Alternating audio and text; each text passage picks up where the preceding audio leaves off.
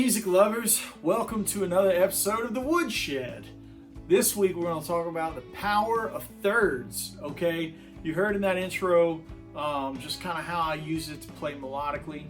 There's a lot of tunes of mine that I use this in, and overall, as a sideman, as a composer, improvisation, just across the board, the power of thirds really helps lock down the melodic center of whatever chord that you're playing on, right? Really drives home the tonality. And this week we're going to look at a few ways to incorporate, listen to, and find thirds, okay? All right, so last week I did this kind of impromptu Imagine Love. Imagine Love is one of my tunes. It's off my new record, Junktown. Shameless plug. You know, it's kind of built around the thirds thing. With thirds, you know, obviously it goes back a long time, goes back to, as far as Western music goes, right? Thirds are as old as religious music. You know, I mean, not like, you know.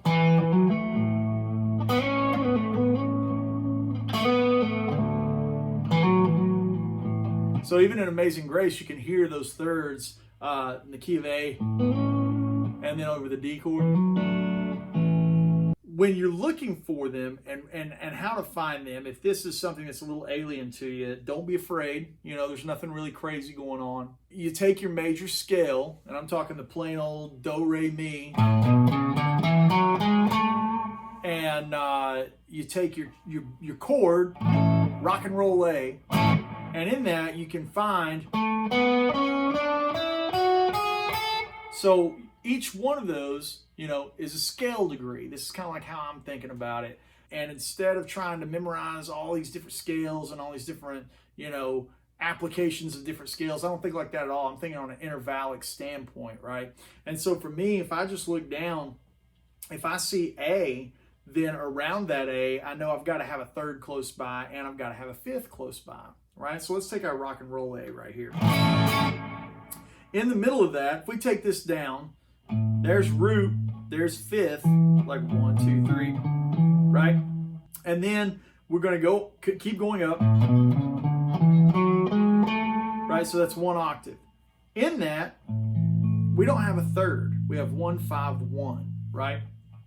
2 A's and an E, right?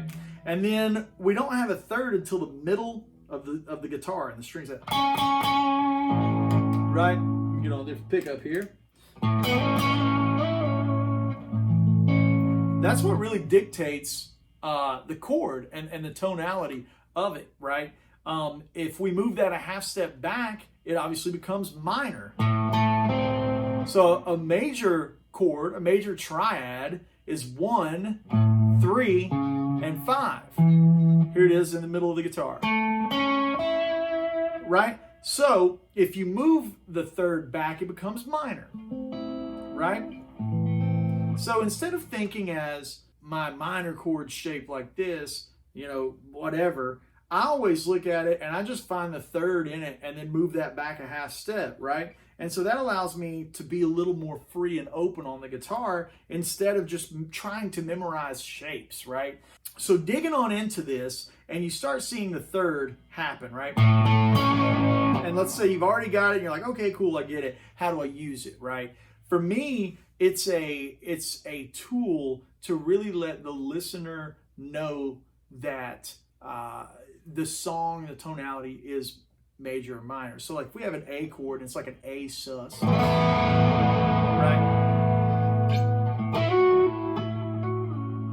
Like that resolution right there to that third really anchors it down, and it keeps you from having to play and keep landing on the root over and over, right?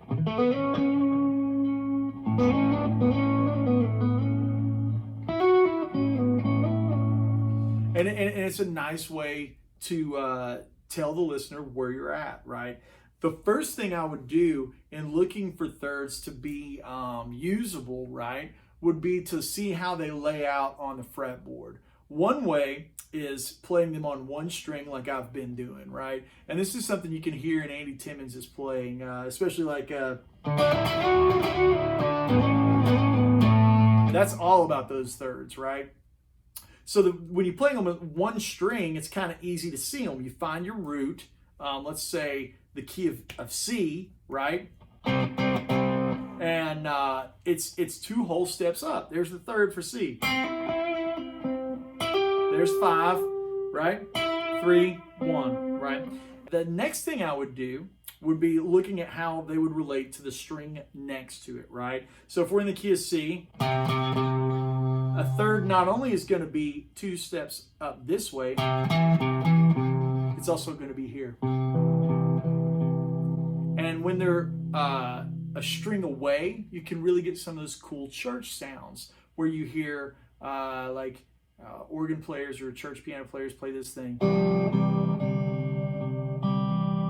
You know, where there you've got the C chord, the C triad, 1, 3, 5, and then it goes to 1, 4, right? And it's outlining it. And now we're going to go down to the 2, right? And then the resolution to the third. And if you want to do that in any other key, right, you just simply play your chord. Again, you're looking for your root and where the third is next to it, right? And that's why I like A and E and D, is because you can let the low strings ring out.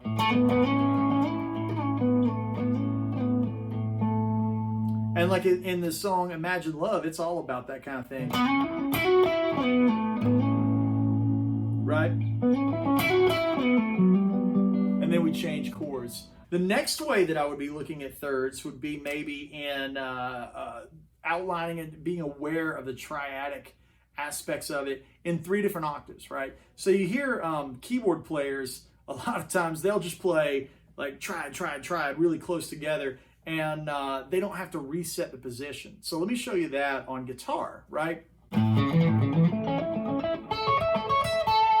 That's like, again, let's slow that down. I'm playing 1, 3, 5 on the low string sets. And then I'm playing 1, 3, 5 in the middle string sets. And then on the top string sets. And if I want that minor, I simply lower the third down.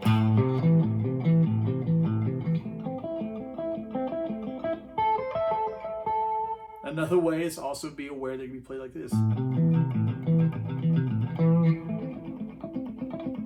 So I'm still playing 1, 3, 5, actually minor, 1, minor, 3, 5, 1, minor, 3, 5. You see how it's the same thing? I'm trying to be as aware as I can over the options to play something, right? Let's go back to major. The option to play it one way, right? Here's the other way. You know, and then it goes up. And just being aware of where those thirds are. Right? You see that? Now I'm going to drop this 5 down to the third right there. So you see how the third's going to be up here in this version.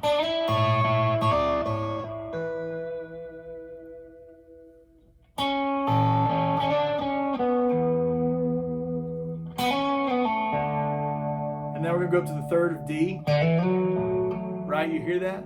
And now back to A, and it resolves down. So that's the last thing I want to talk about, right? Is the resolution from third of one chord to another chord tone in the next chord, right? A little bit of voice leading, if you will. This is simple stuff, but getting it under your fingers and your fretboard, you know, everyone's got a different ear for it, and I think that's how you can tap into your own sound and your own phrasing and find your own melodies, right? So let's talk about how I use the third of one chord to go to, say, the fifth of another chord. So let's use the key of A again. And we're going to have D. And if you look at D, there's the open string. So here's 2, and now here's 3. Now watch what happens to this 3. Naturally to this.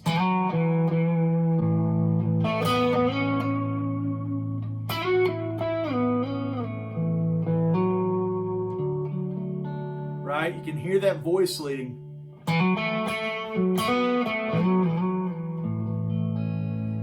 Right? So you heard that. right?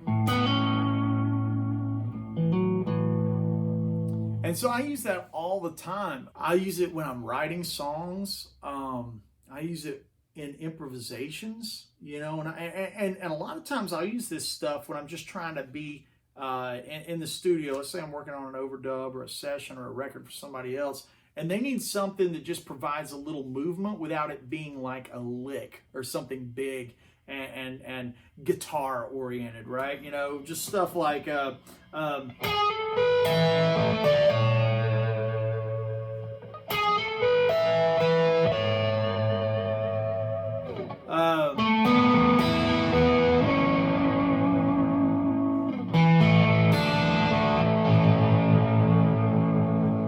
are all different examples of how I'm playing the notes around the third, like 4,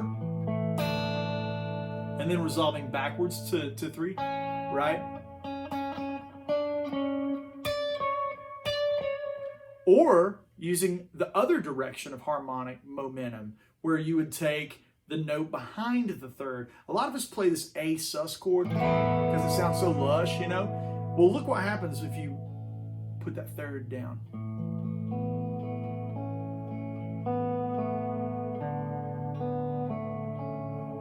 You got a nice little part there, you know?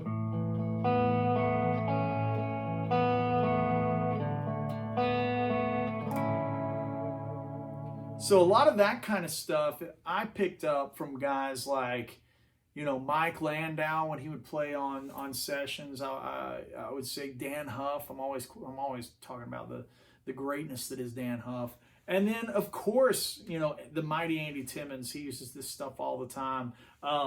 You know,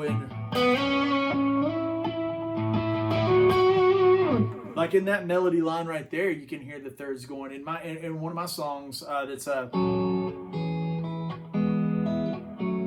it goes around and then it plays a B. And then the second part is built around thirds over a D chord. And the song's an A, right? And so we go to D.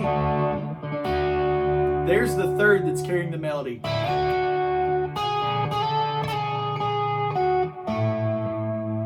Right? And you can hear how much power is in that melody. And then when I climb that all the way up, right? When we get to the third of A, you hear the resolve. Right? So you can just see in these examples the value really of looking for thirds across the fretboard. I think this stuff's super fun and super useful and kind of easy to see and easy to get your feet in, but there's a lot of long-term reward too, right? There's a lot of value in chasing all your different thirds and all your different positions across the fretboard because of the availability. You know, you start seeing in this kind of way. And like when I do some of the Derek Trucksism,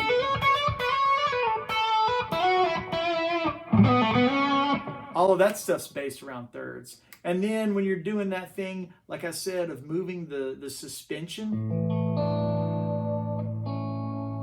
or, and that's that church thing we talked about too, right? So one of the things that's cool that you should do is just take your favorite songs, look for the melody lines that maybe the singer sings, and see how often the thirds pop up in the melody, right? Another thing you can do is just take some chords, and just outline a third as you go to it. Maybe in a future episode of the Woodshed, we talk about how thirds can be outlined as leading tones in like maybe country aspects or like more of like a chicken picking aspects. But this episode, man, I just wanted it to all be about how you can get your sounds to be really lush, you know, and have that really melodic sensibility, like just focusing on phrasing. And I can't even think about phrasing without thinking about thirds, right? So just to wrap it up here, let's give a reminder. You just play your major scale, and then when you find your third, you start looking at how it can be played in different positions, and then you're aware that if you move it back a half step, it's minor, right? And then the next thing you would be aware of would be the suspensions and the movement around them, right? And lastly, you know, if you have trouble looking for the third ever, you just play an open string, like pick a key like E, and let that low string ring out, and you find the next E, say on the D string, and then you play it up. There's 2, and here's 3.